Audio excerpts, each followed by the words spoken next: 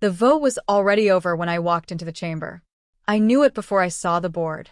I knew it from the way the Velhari delegation refused to meet my eyes. From the way the Sarthi observer folded all four of its arms inward, a gesture their species made only when they were certain something irreversible had just happened. I knew it from the silence, which was the wrong kind of silence. The kind that follows a verdict rather than a debate. My name is Eris Vaughn. At the time, I was 32 years old, a junior liaison officer assigned to the United Earth diplomatic mission. I had spent the last 18 months working inside the Galactic Conclave on behalf of my species. I had believed in that work. I had believed that patience, reason, and an honest record of human achievement would matter. I had believed the Conclave was, at its heart, a fair institution. I stopped believing that on the day they sentenced my entire world without calling a single human to speak. The chamber of the Galactic Conclave was enormous, a curved hall of pale stone that seated representatives from 58 recognized species, arranged in concentric rings around a central floor of polished dark material that reflected everything above it like still water. The acoustics were perfect. Every whisper carried. Every breath was audible. Director Adira Sol stood alone on the central floor.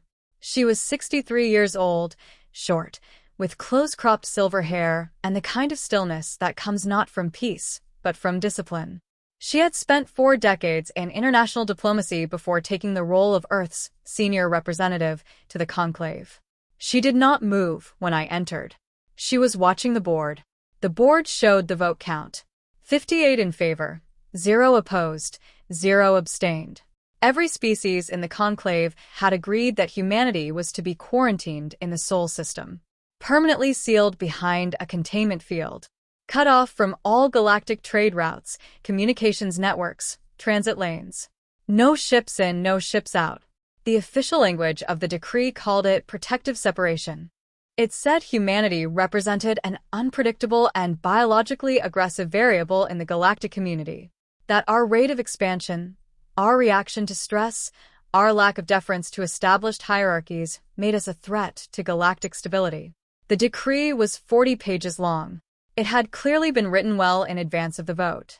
Someone had been planning this for a long time. Director Sol did not argue, did not protest. She looked at the board one final time, then turned and walked toward me. Her face was unreadable, not angry, not devastated, just completely, carefully blank. "Walk with me," she said quietly. We walked out of the chamber together. The doors closed behind us with a sound like the whole galaxy exhaling. In the corridor outside, I finally let myself speak. They didn't let us argue. They didn't allow testimony. They drafted the decree and held the vote, and it was done before we even knew the session was scheduled. "Yes," she said. "That's not due process. That's not what the Conclave Charter promises. We have rights under Article 12. Article 12 applies to member species," Director Sol said. "We were never granted full membership. We have observer status. We always have had observer status." I stopped walking. The corridor was empty except for us. Through the wide arching windows, I could see the planet below, Conclave Prime, a blue-gray world covered in a lattice of city light that stretched from pole to pole. Somewhere in that immensity, 58 civilizations were going about their days. None of them particularly troubled by what had just happened to mine. "So there's nothing we can do," I said. Director Sol looked at me with an expression I did not understand at the time. It was not the expression of a person who had given up. It was the expression of a person who was already 5 steps past the conversation we were having. "I didn't say that," she said. Then she took out a small device, pressed a single key, and a message went out. I didn't know where it went. I didn't know what it said.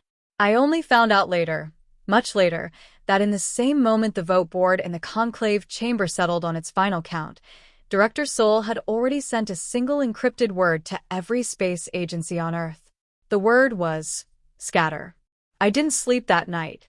I sat in my quarters on the station and read the decree 17 times, looking for a loophole, a clause, a procedural error that could be challenged. There was nothing. It was airtight. Whoever had written it had known exactly what they were doing. Around 2 in the morning, station time, A message came through on my personal line. It was from my younger sister, Nia, who worked as an engineer at a launch facility in the Sahara. She was not supposed to contact me on this channel. It was a secure diplomatic line, and she had no clearance for it. The message was 4 words long. "We're already moving, Eris." I read it 3 times. Then I put the device down and stared at the ceiling for a long time, trying to understand what that meant. Outside the window, Conclave Prime shimmered with a billion lights. 58 civilizations, vast and ancient and certain of themselves, had just made a decision they thought was final. They had no idea what they had just started. I thought about my sister's face, sharp-eyed, always a little impatient, the kind of person who solved a problem before most people had finished describing it. I thought about Director Soul's expression in that corridor, the one that was already 5 steps ahead. I thought about the vote board showing 58 and 0 and 0, a number that was supposed to feel like a door closing. It did not feel like that anymore. It felt like a starting gun. I got up from the chair, washed my face, and began packing my bag. I didn't know yet where I was going. I didn't know what Project Scatter was, or how many ships were already spinning up their drives in the dark on the far side of Earth's moon. I didn't know that 11 months from now, the Conclave would activate a containment field around a solar system that would be, by that point, significantly less full of humans than they expected. All I knew was that when Director Soul had heard the word exile, she had not heard a sentence. She had heard a deadline. And somewhere back on Earth, my sister and about 8 million other people were making sure we met it. I zipped up my bag. I took one last look at Conclave Prime through the window, at all those careful, ordered, ancient lights. "Noted," I said quietly, the way Director Soul had said it to the chamber. Then I turned off the light and walked out.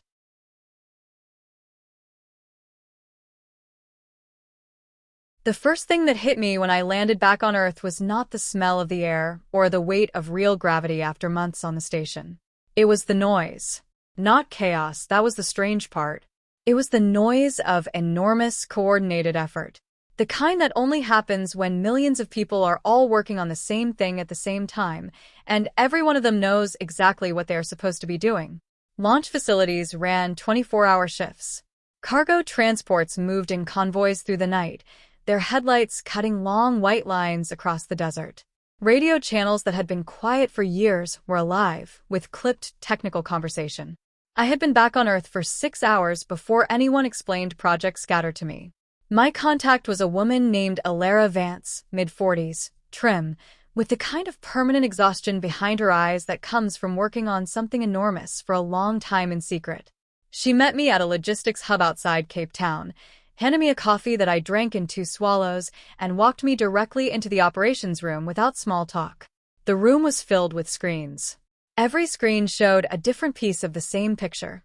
Manifest lists, orbital trajectories, fuel load calculations, biome canisters, DNA archive inventories, prefab manufacturing cores, water reclamation units. Along one wall, a map of the galaxy showed a scatter of tiny green dots beyond the borders of Conclave-recognized space, each one marking a star system that had been quietly surveyed over the past decade by deep-range probes. "How long has this been in planning?" I asked. "The survey probe started going out 9 years ago," Alara said. "The logistics framework has been active for 3. The actual loading operation began 6 days after the first intelligence reports suggested the Conclave was building toward a vote." 6 days after, I repeated. Before the vote even happened, Director Soul said to plan for the worst outcome. I looked at the green dots on the map. There were dozens of them, 37 I counted. Each of those is a destination. Each of those is a viable colony site. Breathable atmosphere or terraformable within 1 generation. Water sources confirmed. No existing intelligent life within detection range. How many ships? Alara pulled up a secondary display. The number on it took my breath away. 4,216 vessels, ranging from converted deep space freighters large enough to carry 10,000 people each, down to compact colony siege ships carrying 200. "Every space agency on Earth," she said. "Every corporate fleet we could bring in. Private launchers. Experimental platforms that have never carried passengers before. We are putting everything we have into the sky." The conclave will see the launches, I said immediately. They'll see what we want them to see. The first wave launched from the night side 3 months ago, using gravitational slingshots around Jupiter and Saturn to mask their warp initiations. The conclave's nearest monitoring station is 14 light minutes away. By the time their instruments register a drive signature, the ship is already in transit. We've been mapping their detection blind spots for years. I thought about how long it takes to build something this large and secret. How many people must have known? How many ordinary engineers and scientists and logistics coordinators had been quietly working on a plan to save humanity from a verdict that had not even been announced yet?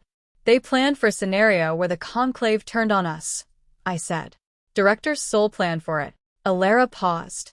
She said, and I'm quoting this because I was in the room, "We did not survive 40,000 years of human history by assuming that powerful institutions would always be fair to us." I didn't have anything to say to that. Alara showed me the loading manifest for my assigned ship. The vessel was called the Endurance, a name someone had chosen very deliberately. A converted deep-range survey ship that had been quietly refitted over the past 18 months into a colony carrier. Capacity, 3,000 people, plus frozen reserves. Destination, a system called GJ 514, a quiet yellow star 11 light-years from Earth, sitting well outside the conclave's administrative boundary in a region of space they had never bothered to map. Not everyone was going. Roughly 2 billion people had volunteered or been selected for the colony ships. The remaining 6 billion were staying, not because they had been left behind, but because they had chosen to remain. To rebuild. To make Earth into something the conclave's quarantine could not diminish. Director Soul had been very clear about this. The people staying on Earth were not the ones who had given up. They were the ones fighting a different part of the same battle. Why aren't we fighting this legally? I asked Alara that evening, both of us too tired to do much more than sit and drink bad coffee. The decree has procedural violations. The charter doesn't give the conclave authority to impose containment on non-member species without a hearing. We know. The legal team has been building that argument for 8 months. She looked at her cup. But think about what winning that argument gets us. Best case, the conclave agrees to hold a new vote. Then they vote 58-0 again, but this time with the correct paperwork. We're back where we started, except we've spent 11 months in legal proceedings instead of getting people out. So, we're not fighting the exile, I said slowly. We're making it irrelevant. There's a difference, Alara said. That was the night it finally settled into place for me. The full shape of what Director Soul had seen from the beginning, standing on that reflective floor in the conclave chamber while the vote board showed 58-0. She had not heard a sentence. She had heard a deadline. And she had understood instinctively that the most powerful response to someone trying to contain you is not to argue against the container. It is to be somewhere else before the lid comes down. The months moved fast after that. I threw myself into logistics work, coordinating communications between the scattered teams and the diplomatic mission, making sure the conclave saw exactly what we wanted them to see. A quiet, compliant humanity preparing for separation, processing the decree with appropriate solemnity. We sent carefully worded acknowledgments. We attended procedural follow-up sessions. We filed required documentation. We were the picture of dignified acceptance. Behind that picture, 4,000 ships were leaving Earth in the dark. I met the people who would be on my ship during the final briefing week. 3,000 of them, engineers, doctors, teachers, farmers, builders, children. A woman named Harriet Cole, who had spent 20 years as a marine biologist and was going to spend the next 20 figuring out the ocean chemistry of a planet she had never visited. A man named George Adler, who was 58 years old and had insisted on joining because, as he put it to me with complete seriousness, I am not going to spend my remaining years being told where I am allowed to exist.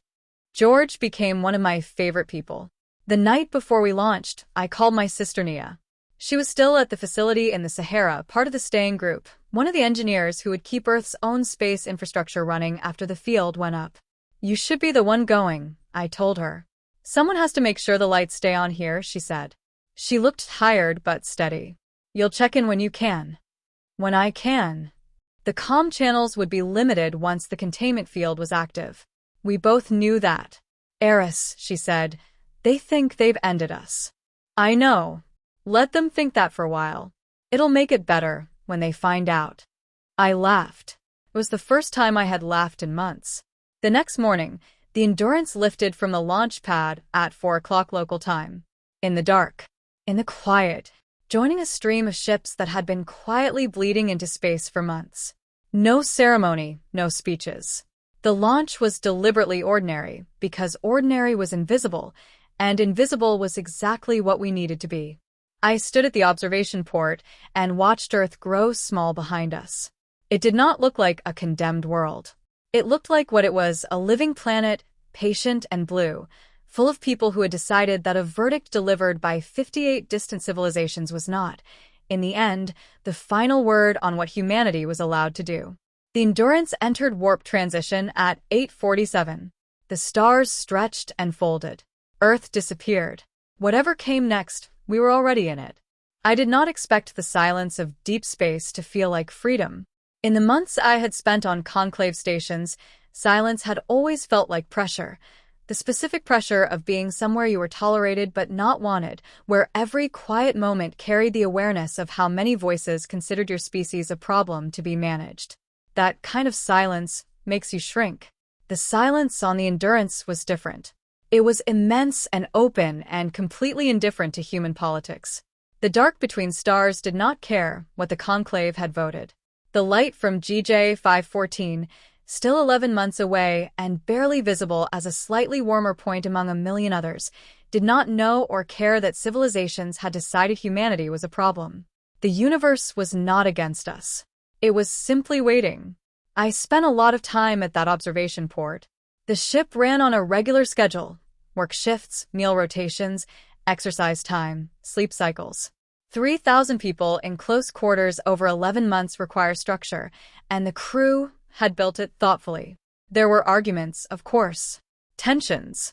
Moments when the weight of what we had left behind became too heavy to carry quietly. I handled more than a few disputes in those early months, mostly between people who were frightened and expressing it sideways. But there was something else underneath it all. Something I had not expected and did not know how to name at first. About 2 months into the journey, I was walking through the lower cargo level during an off-shift hour, doing a routine check of the archive containers, when I heard voices coming from a small equipment bay. I looked through the open door and saw a group of about 15 people, ranging from their 20s to their 60s, sitting in a rough circle on storage crates. A woman named Clara Finch, a structural engineer from Glasgow, was showing a hand-drawn map to the group.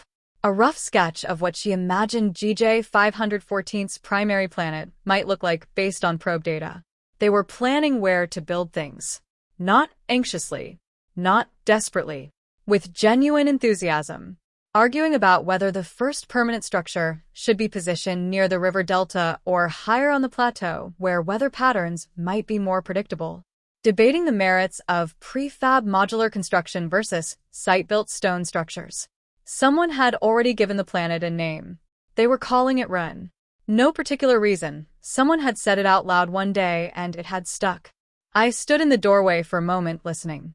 These were people who had left behind homes, careers, families, an entire world they had known their whole lives, to go to a cold rock orbiting a star no one had named yet.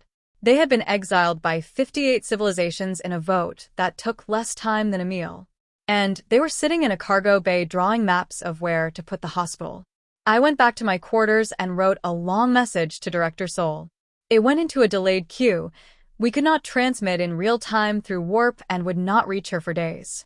I told her what I had seen.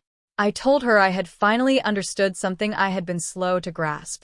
The conclave had framed their decree in the language of containment.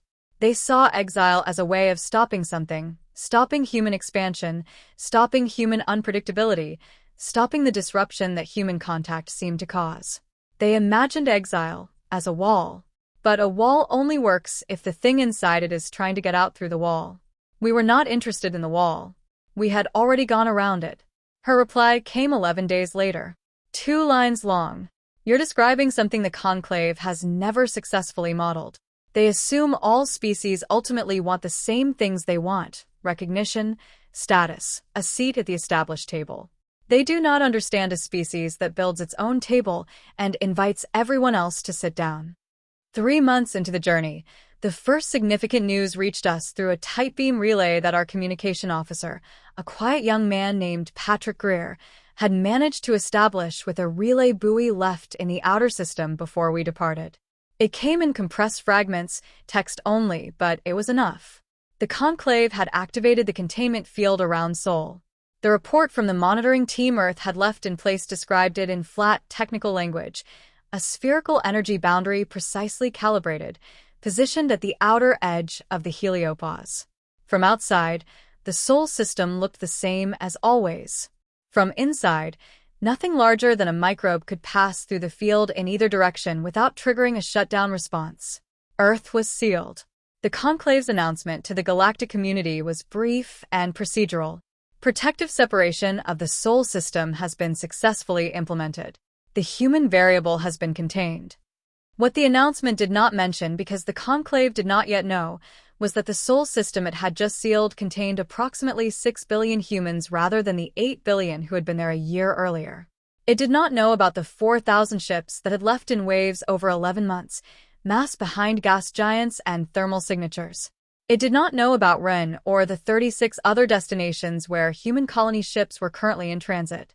Patrick delivered the news during the evening meal rotation. 3,000 people went quiet for about 30 seconds. Then George Adler, sitting across the table from me with a bowl of reconstituted vegetable soup, said clearly and calmly, "Well, they sealed an empty cage." Someone laughed. Then someone else did.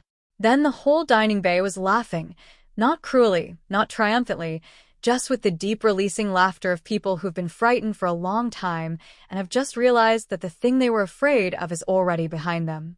The remaining months of the journey had a different character after that. The weight lifted. The arguments became more practical and less sharp. The planning groups multiplied. Not just Clara's engineering circle, but medical teams mapping out clinic layouts, teachers building curriculum frameworks for children who would grow up on a world that had no history yet, agronomists running soil simulations, and debating irrigation systems. The Endurance felt less like a vessel in flight and more like a community in formation. We arrived at GJ 5:14 on a Tuesday. I remember that clearly because George had made a point of tracking the days and telling everyone what Earth Day it was each morning, partly as a joke, partly as something more serious, a thread of continuity, a reminder that we carried our time with us. The planet Ren was visible from the observation deck as a pale blue-brown disk half-lit by its star, crossed by white cloud bands shifting slowly over what the probe data said were wide, shallow oceans. It was smaller than Earth and slightly colder, with shorter days and a year that ran about 310 Earth days. The gravity was fractionally lighter, which the doctors said would take some getting used to. It was by any objective measure not a spectacular planet. Not the most hospitable of our 37 destination worlds. Not the richest in resources or the most comfortable in climate. But when the Endurance broke through the upper atmosphere, and the first real sunrise I had seen in 11 months turned the horizon gold and rose in deep amber, and I looked out the window at a sky that had never been named by anyone before we arrived, I understood something that I could not have understood from a map or a probe readout. It was ours. Not in the way the Conclave claimed space with treaties and borders and administrative zones. Ours in the way a home is yours because you are here, because you came. The landing site was a flat grassland near the eastern coast of the northern continent, beside a river that ran clear and cold over a bed of pale stones. The grass was the wrong shade of green, slightly more yellow than earth grass, catching the light of a slightly different sun, and the air smelled of salt and something faintly mineral that I had no word for. The gravity settled into my bones like a deep breath. 3,000 people walked out of the Endurance and stood in an alien field under an alien sky. Most of them were smiling. Clara Finch walked up beside me and looked around at the landscape for a moment. Then she pulled out her hand-drawn map from the cargo bay and held it up, comparing her sketch to the actual horizon. "River's further east than I drew it," she said critically.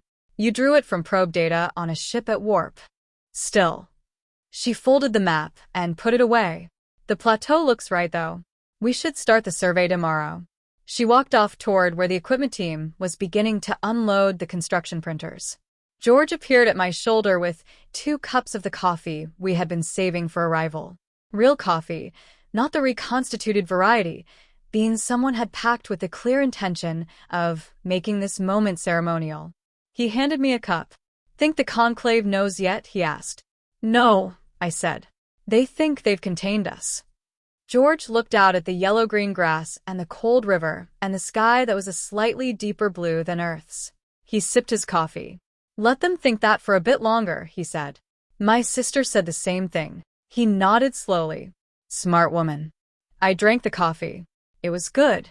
It tasted like Earth, something I had not realized I was missing until that moment, standing somewhere else entirely. Above us, the second landing craft from the Endurance was making its approach, engines reflecting gold in the morning light. Somewhere across 37 star systems, thousands of other ships were doing the same thing, setting down, walking out, looking around at worlds that had never known a human footstep and starting to change that. The containment field around Sol was active. Earth was sealed.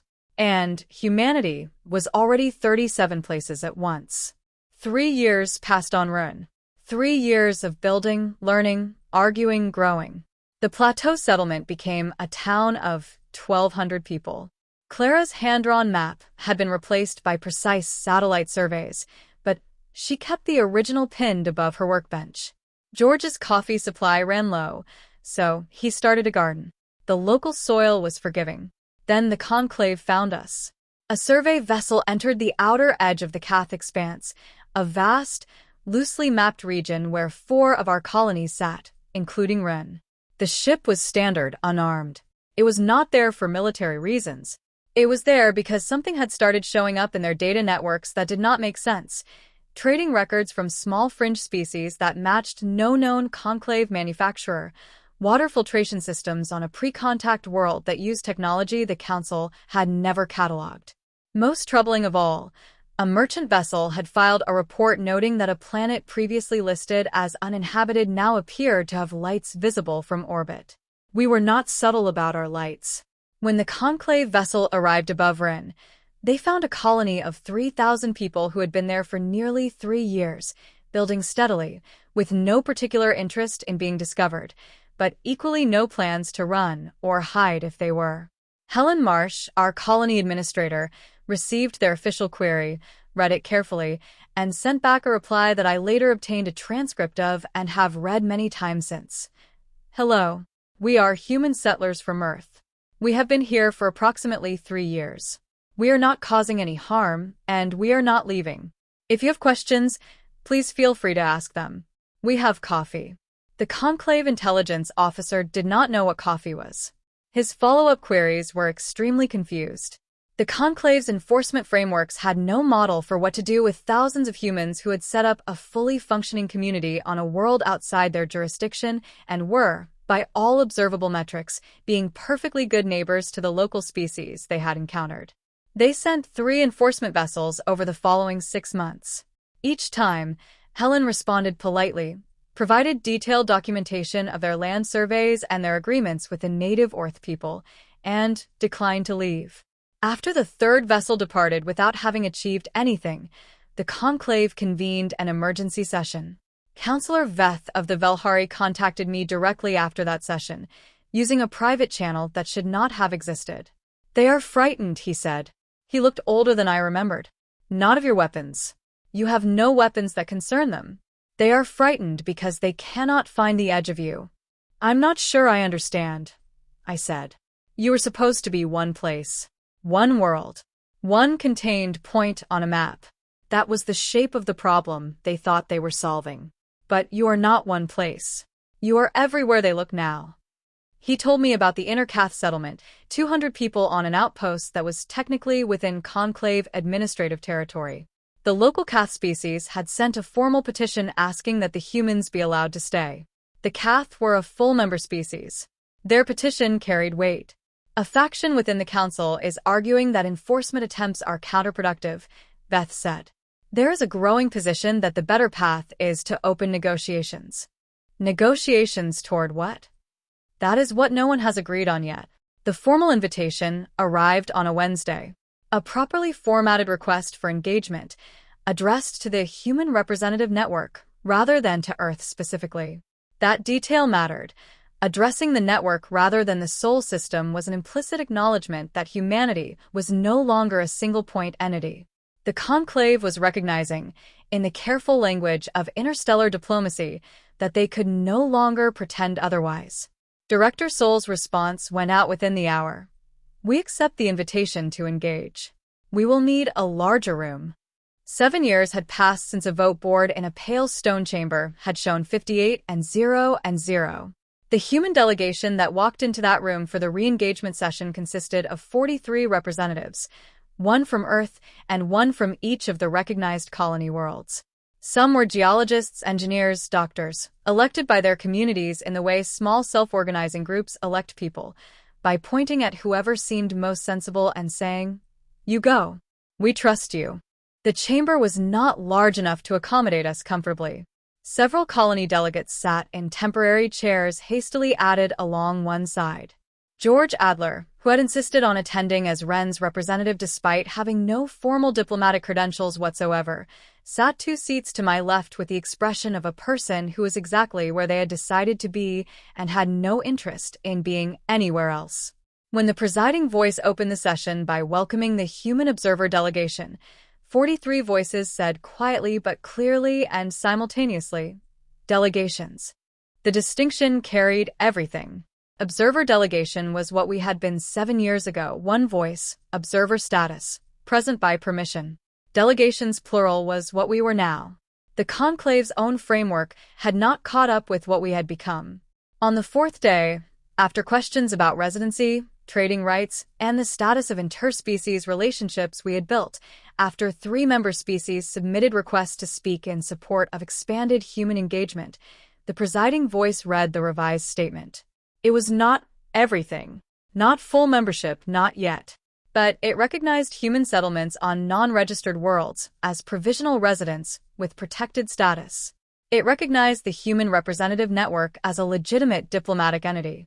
It created a new category, associated civilization, distinct from full member, distinct from observer, that acknowledged a species might exist in multiple locations and be represented by multiple voices simultaneously. The containment field around Sol was decommissioned 3 weeks later. Quietly, without announcement, Earth had spent 7 years in isolation. What emerged was not a battered, diminished world grateful to be let back in. It was a world that had rebuilt itself from the ground up, developed technologies the rest of the galaxy did not have, and rediscovered something it had partially buried during centuries of trying to join the galactic community. Earth did not need the conclave's approval to exist. It had learned that in the hardest possible way. On the last day of the session, after everything was signed and the chamber was emptying, I found Director Sol standing on the reflective floor where she had stood 7 years ago, listening to 58 species vote against us. "Was this what you saw?" I asked. "When they read the decree, was this what you were already thinking about?" She considered the question. "Not specifically. I didn't know about GJ 514 or Run or 43 delegates in an undersized chamber. What I knew was that this was not the end. I knew that because I know what we are." "What are we?" She looked up from the floor and out at the emptying chamber. "We are the species that hears you cannot go there and starts packing." George found us a few minutes later, hands in his pockets, looking as unbothered as ever. "So," he said, "what's next?" I thought about Run, about the yellow-green grass and the cold, clear river, about Clara's slightly inaccurate map that turned out to be right about the plateau. I thought about 37 worlds with human footprints on them, worlds that had been silent and empty before we arrived, and were now full of the noise of people building things and laughing and getting it wrong and trying again. I thought about the species that had already asked us to stay, that had built something with us that the conclave had never thought to offer them. I thought about my sister sending me messages in 4 words or less across 11 light years of distance. "What's next?" I said. "Is everything else." George nodded as if that was a satisfying and complete answer. Outside, the stars were waiting. They had always been waiting. They did not care about conclave decrees or vote boards or the politics of 58 ancient civilizations debating the fate of a species they had profoundly misjudged. They were just out there, uncountable, open, waiting for whoever was willing to go. We had always been willing to go. That was the thing no one in that chamber, not 7 years ago and not today, had ever fully understood about us. It was not that we refused exile. It was that exile as a concept had never quite applied to us the way it applied to other species. We were defined by motion, by the next horizon, by the persistent, inarguable, slightly exhausting human conviction that wherever we were was a beginning, not an end. The conclave had tried to take our place from us. They did not understand that we had already become something that did not need just one. I walked out of the chamber behind Director Soul and George Adler. Behind us came 40 other humans, builders, doctors, farmers, engineers, a former marine biologist, a city planner, a retired man who had never held a diplomatic title in his life. We walked out into the corridor, out of the building, into the light of a sun that was not ours and did not need to be. The vote board inside was dark now, all the numbers gone. A new count was beginning somewhere in the records of 37 worlds and the lives of over 2 million people and the quiet, ongoing, unstoppable work of a species that had been told to stay put and had said, in the most practical way possible, no. We walked toward the transit bay, where our ships were docked. George was already talking about coffee. The stars were waiting. We were already going. 10 years after the vote, I stood on the observation deck of a new station orbiting Run. Not a conclave station, ours. Built by human hands and the hands of the Orth, the Cath, and a dozen other species who had decided that the conclave's ancient hierarchies mattered less than clean water and honest trade. George Adler was there. He was 68 now, still drinking coffee, still refusing to be impressed by anyone who thought they could tell him where to stand. Clara Finch was there, her hand-drawn map finally framed and hanging in the colony's central hall. Director Adira Soul was there, retired, silver-haired, watching the stars with the same stillness she had worn in the conclave chamber a decade ago. Below us, Ren turned slowly. Its cities were small but growing. Its schools were full. Its libraries held not just human knowledge, but Orth poetry, Cath philosophy, the recorded songs of the Meridi people who had once been ignored by the galaxy and were now our neighbors. The containment field around Sol had been decommissioned years ago. Earth had emerged from its isolation transformed, not bitter, not vengeful, simply certain of itself in a way it had never been before the exile. My sister Nia had sent me a message that morning. The lights are still on. Come visit when you can. The conclave had changed too. Not dramatically. Institutions rarely do, but enough. The associated civilization category had become a pathway for other species who did not fit the old framework. The vote board that once showed 58 and 0 now showed something else. Not uniformity, but negotiation. Messy, difficult, imperfect. Human. Counselor Veth had retired as well. Before he left, he sent me a short message. You are never the problem. Our assumptions were. Thank you for the lesson. I stood at the observation deck and looked out at the stars. They looked the same as they always had, uncountable, distant, indifferent. But I saw them differently now. Every point of light was a possibility. Every possibility was a place we could go. What are you thinking about? George asked, joining me. How small they thought we were. How wrong they were. They underestimated the packing instinct. I laughed. Something like that. Director Soul came to stand beside us. She was quiet for a moment, then said, Do you know what the conclave's biggest mistake was? Exile. No. The biggest mistake was thinking that exile would make us want to come back. They never understood that for us, home was never just one place. It was wherever we decided to build it. She looked down at Ren, at the lights spreading across the darkening continent below. They thought they were containing a species. Instead, they unleashed 40 worlds. We watched the stars in silence. Somewhere out there, the Endurance was still running, converted to a supply ship, carrying goods and people between our scattered worlds. Somewhere out there, new colonies were being surveyed, new friendships forming, new mistakes being made and fixed. Somewhere out there, my sister was keeping the lights on. What's next? George asked. I thought about it. The galaxy was vast. The conclave was still there, still debating, still catching up to a reality that had already moved past them. But we were no longer waiting for their permission. Everything else, I said. Same as before. George nodded. Good. I'll make coffee. He walked away. Director Soul stayed a moment longer. I'm proud of us, she said quietly. Not because we won. Because we didn't become what they were. I looked at her.